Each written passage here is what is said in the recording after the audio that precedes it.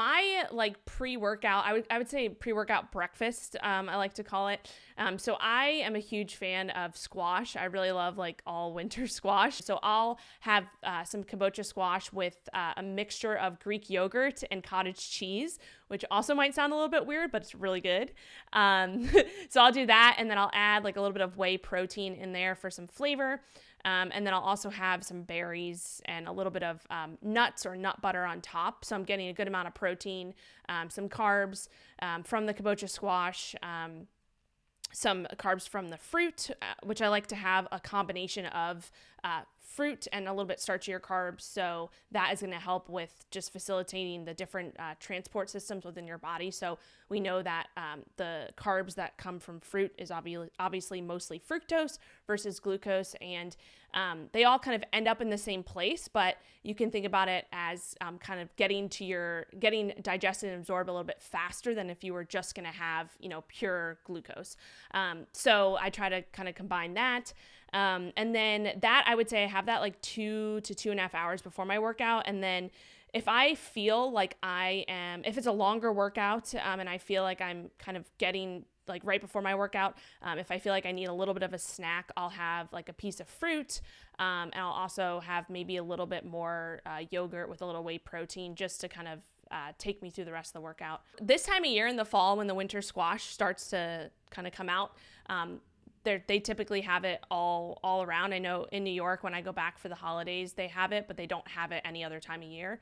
I kind of lucked out, and I think one of the reasons why I'm staying in California is because they have kabocha squash year round. Sounds crazy, but it's really good. I do implement some fasting, and this is really just to kind of, go back to that whole metabolic flexibility side of things, like being able to kind of use the full spectrum of your metabolism is what I like to call it. And this comes back to, being able to vary your macronutrients throughout, the day, throughout the week, throughout the year, implementing some fasting to kind of help with that as well, to kind of continue to facilitate your body being used to using fat for fuel and being able to tap into that reserve. So with fasting, I do try to take just like a day by day basis of how I'm feeling.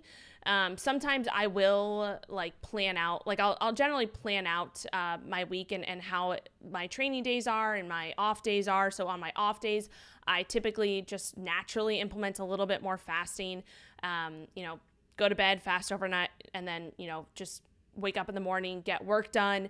If I'm not going to train at like 11, I might just, continue fasting until I get hungry, and just have lunch. If it's a training day, I'll typically try to get a meal in or at least a snack in before, like I mentioned.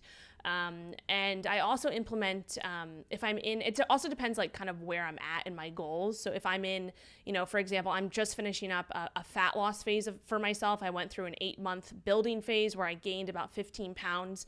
And that was the first time that I went through like an intentional building phase or bulking phase, whatever you want to call it. Gained about 15 pounds. It was kind of obviously a combination of fat and muscle.